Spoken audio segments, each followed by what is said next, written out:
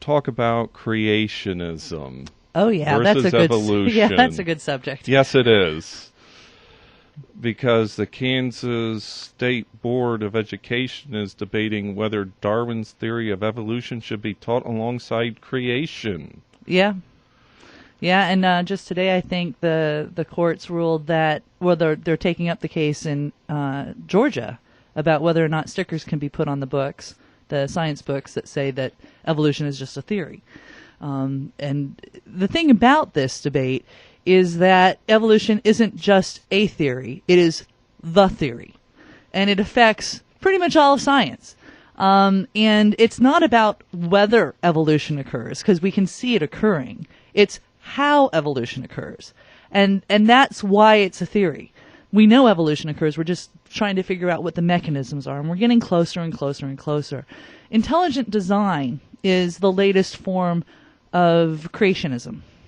And it's an attempt to kind of gussy up creationism as a scientific theory, which it still isn't. It's a religious theory. It fails to be a scientific theory for a wide variety of reasons, the most important being you can't observe an intelligent designer or a creator. Doesn't mean that a creator doesn't exist, but we haven't been able to figure out how to observe it. And observation is the first thing you do when developing a scientific theory. Otherwise, it's just, a random theory. I have a theory that there's an invisible flying pig protecting my car. I can't observe it, I can't prove it, but it's a theory. But it's not the same as a theory that's based on observation, that's been tested, that's been critiqued, that's been changed and altered. Well, it's just that my reason for being for evolution is all religions have their own creation story. Sure. And the Hindus believe the universe came out of an egg, and when this universe dies, it will come back again. Sure. The Muslims believe we come from clay. Sure. And it's just every religion has their own story. And it's just simply that our story, since we do live in a religiously free society, but see, when you bring up this idea to a lot of these people who believe in creation, they don't want that. Yeah, well, I think most people don't understand what the debate really is about. They believe in a creator, and they don't understand why it's a problem to mention the idea of a creator in a classroom. And they don't realize that the curriculum for intelligent design is not anything like what they think of when they think of a creator. That this is a very specific curriculum that is not compatible with evolution, where the idea of a creator is. I mean, if you have evolution, it does not preclude a creator. But this version of creationism does preclude evolution. And it's kind of like, if you're going to teach science, but you're going to say that a non-scientific theory is equivalent to a scientific theory, then in order to make them equivalent, you have to not teach the children what a scientific theory is.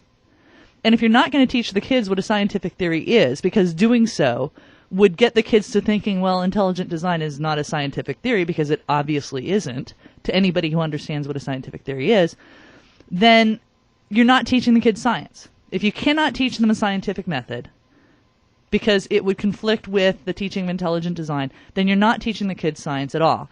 And you should not be calling the class at that point a science class. No.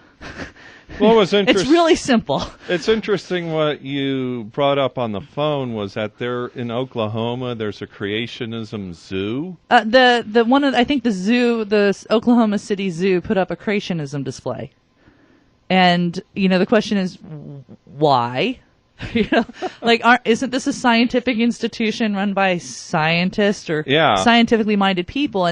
And it really isn't a matter of acknowledging a creator or not. It's, evolution is the current state of scientific knowledge. And we're not debating. There's no debate in science about whether evolution occurs. There is a debate on the mechanics, the process, how, but not whether. And to introduce the idea that there is a debate whether or not it even occurs, it really does our children an amazing disservice. Well, it's interesting on how a lot of religious people view evolution is that they believe evolution is the cause of a lot of crime, promiscuity. Yeah, and they'll even acknowledge that I've met people, I've had conversations with creationists, with intelligent design people. And it's interesting because they'll acknowledge that things do in fact change over time, but not humans. And I think this is really where the debate is. It's not so much that they can't see evolution, that, obviously modern agriculture would not even be possible if organisms did not change over time. Right. And we can manipulate that change, which proves, in fact, that things are capable of changing over time. So it's not that they can't see it. It's that they don't agree, for whatever reason, probably because their preacher told them this, that humans evolved. And if we don't start focusing on that, and that's a central point. It's are humans a naturally occurring animal in our environment, as most naturalists, nature environmentalists, science people think, or are they somehow unique and outside of the rules of the laws of nature?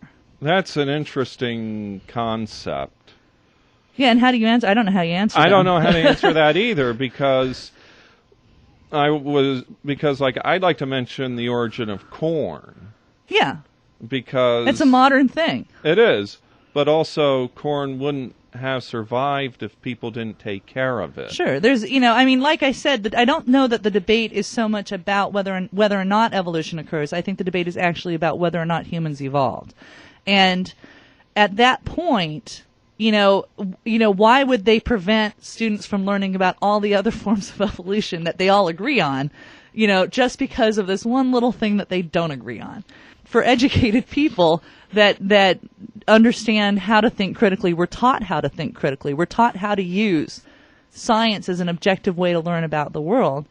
It's very hard for us to. This is literally one of those divides I don't know that you can cross. The creationists don't tell you exactly what the theory is they're purporting. They're just saying we believe there's a creator, and if you believe there's a creator, then you should go along with this. But if you looked at the books and you looked at the curriculum that they put forward, you'd be shocked and horrified, regardless of your faith, because it's not anywhere close to being science. I mean, I've gotten one of these books, and it's the most poorly researched. I mean, literally, some of the quotes were from a guy that pretends to be a biologist with the Royal, Botanical Society, and his real background was that he was a talk show host. He wasn't even, he claims to have worked with Stephen Jay Gould. Stephen Jay Gould says, I never met the guy. Oh, boy. All right, and these are in the things, and then they take quotes out of context. They don't reference the quotes properly, so you have to go and find out, that Francis Crick really was an atheist, and he doesn't believe in creationism, even though you took this one little thing out of context. And then the logic is not even, it's so bad. I mean, it's like the logic is, you wouldn't build you wouldn't buy a house from a builder who 9 out of 10 houses fall down. And since, 99% of all genetic mutations result in the death of the organism, therefore evolution is wrong. Well, I mean, that's the logic that's in these books. And so, when they're talking about introducing this curriculum into the schools, this isn't about, belief. This isn't about providing the students with an opportunity to debate, because it's not. It's about pushing a very bizarre worldview that's divorced from reality, that has nothing to do with logic, that has nothing to do with science, down the throats of everybody else. And if we allow them to do this, we are going to seriously hinder our children's ability to compete in the modern world. Scientific literacy at this point in time is so essential. Yes, it is. To everything. If you haven't been taught how to objectively discern between two competing claims, which is what the tool of science allows you to do, it's a way of critical thinking, then you're at a disadvantage. You are going to be taken by charlatans. You are not going to understand. We can't even come up with good solutions to environmental problems, to social ills, or anything, unless we can say, okay, out of these 2 or 3 proposals that we've got for the solution, which one's actually going to work? That requires scientific literacy.